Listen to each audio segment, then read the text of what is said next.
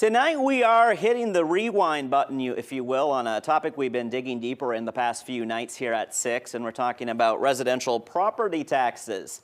It's become apparent, based on the online comments associated with our reporting, we need to back up a little bit. And I want to be clear here, our coverage has been factual, it has been accurate as we've explored preliminary or proposed tax levies for 2026. But there's a need to further explain what your property taxes go toward and who decides how much they are. And we begin with the decision makers. And the key word here in all of this is local, as in local elected leaders who set both preliminary and final property tax levies. We're talking about county boards, city council, township boards, and school boards. Those serving on these local governing groups hold nonpartisan positions.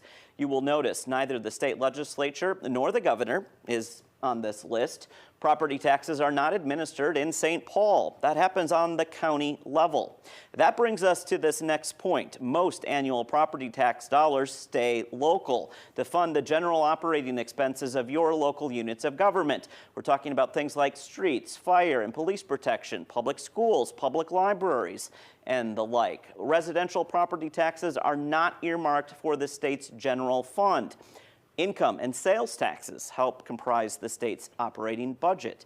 So, if you've been with us the last couple of nights, you know we've shared preliminary tax levies for counties and cities in southeast Minnesota. We've tossed a lot of numbers your way, and those represent the proposed amounts, preliminary levies for next year based on calculations approved in September. Final 2026 tax levies must be determined by the end of December. Local officials can lower preliminary asks, but they cannot increase them.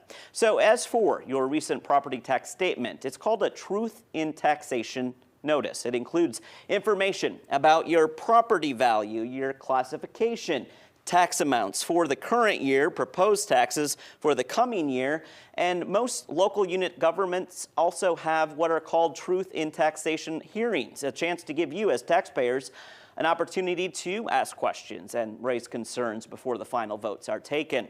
Final 2026 property tax statements are issued in March.